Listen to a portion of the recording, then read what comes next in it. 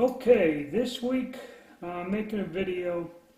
It's going to be gunsmithing and gun collector week this week. Basically, it's raining. I'm going to have to work out in the garage in the shop.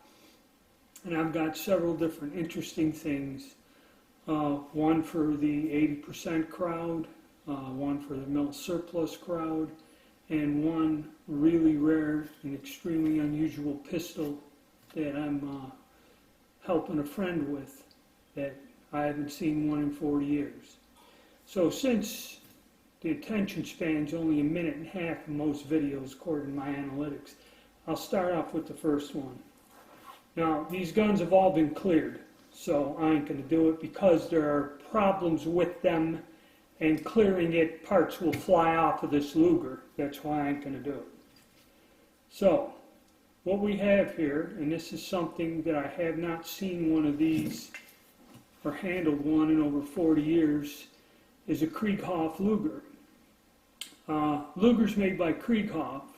While they are not the rarest of all Lugers, they are the company that produced the least number of them for the German army. So when it comes to a German military issue, this is probably the rarest Krieghoff.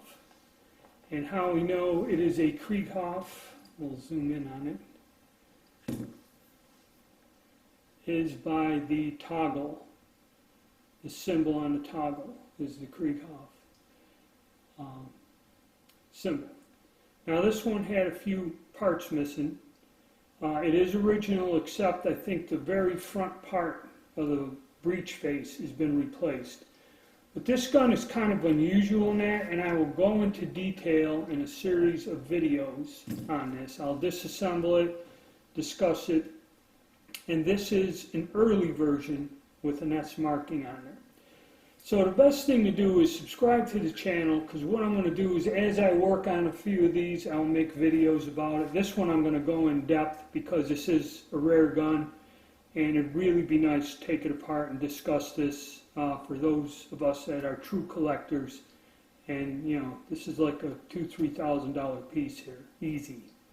Mint condition, they go for $5 grand or more. So I'm gonna, as I work, like I said, I ordered parts today. I may explain what's going on, and then we'll take a look at it in depth, like the markings and serial number and how you can kind of assess what you have. Also this week, we will work on loosening up our Polymer 80 Glock 21 build. Okay, this is something I'm going to work on, and I'll cover that. I've had several suggestions, and I'll go over what I believe is wrong. It's just tight, okay, because it's a new gun. The other one was a used gun, went together a lot easier, and I think it's just a matter of working the slide back and forth to get it to function right, and we can go to the range maybe next week. Another interesting item which was brought to me was this P64, this Polish P64 pistol.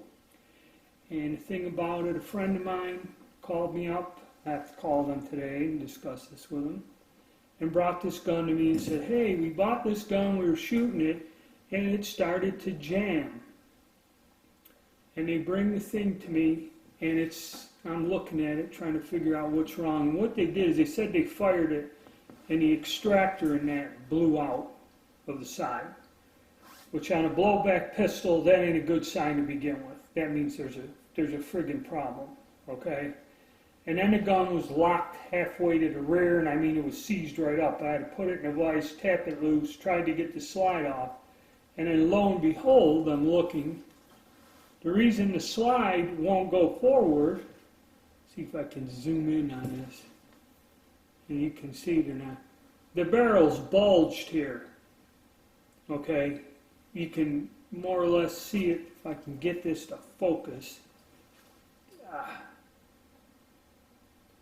See if I can get it focused, and if you can see, hold it up against my shirt, there's a definite bulge here. So I go get a bore light, and sure enough there's a huge ring. Somebody fired its damn pistol with a bullet lodged in the barrel. They're lucky the thing didn't blow up. So the barrel's bulged, and you can't get the slide off or nothing. it blew out the extractor and some parts. I don't know if the slide is cracked on the bolt face or not, because I can't get the slide off to inspect it. But this is a nightmare. I have to call the people and tell them I'm going to either file or grind on this so I can get the slide off. But right now, as an assessment of it, I'm calling this a total write-off, because I'm not quite sure if there's any damage to the internal parts, because these are blowback operated guns, okay, like the PPK. So if you got a barrel obstruction and you pull the trigger, the force is all going backwards, and you could damage the frame, the slide, which I believe, some of the stuff flew out of there. Or I don't know, of course, they give me this bizarre description. Oh, the gun would jam, and we would do something and get it to lock up again, and then we just fired it till it jammed and we couldn't unjam it. Yeah, it's unjammed. But I'll show you how I'm going to try to get this apart, because this is, out of all the things I've gotten, this one here is unusual. The only way to get this gun apart is I got to grind or file on that bulge so I can get the slide off. The barrel's lost. I don't know if the whole gun is lost, but keep that under catastrophic failures. Now, when I was discussing with a local person, also bring this up. This is another thing, and maybe another series of videos. A person built a polymer 89mm Glock 19. Guy said, I built it. He it's Rocky Brass. He bought one of the whole kits, the whole completion kit, which I had two of them, and I think I did a video on them. He said he did his thing, assembled the gun. Now he said he was using factory ammo. It's another one. Now, was he using factory ammo, not reloads? Okay, great. So, that gets you out of there. It's like, well, I'm using black powder in a black powder gun. Well, if you don't watch what you're doing, even with black powder in a black powder gun, you can blow the gun up. Okay, just because it's factory ammo, and I didn't quite check back with him. If it's factory ammo he bought at the flea market, it could have been stored in a tool shed for, 30 years. Or if he went to the store and bought factory ammo. See, this is what I got to go over with him. But he said he had a catastrophic failure, to where what happened was, and if you go online and see the Glocks, that's right, this thing, there you go. He fired the gun. He was rapid firing the gun. He must hit around in a chamber. He told me the whole top of the barrel, the front end of the slide are gone, and part of the barrel, the lower half of the barrel, is stuck in the frame. And he said this was catastrophic failure. He tried getting his money back from Polymer 80, and he was sending pictures, and they told him they don't know and all this other crap. But he said he still had the piece, irregardless of his strange story. I haven't run into him, but when I do, I'm going to try to get the remains of the pistol from him, and we can all take a look at it, and it'll probably help a lot of you guys in the 80% build community. It helped me too. I'd like to know exactly what the hell he did to do this, okay? So we got catastrophic failures, we got minor gun repairs, and we have some really rare, hard to find collectible videos all coming up.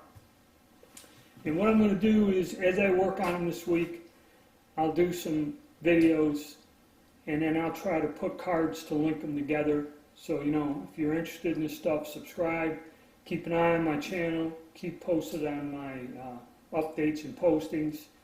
There's going to be no order. Okay, I have to call and ask about this.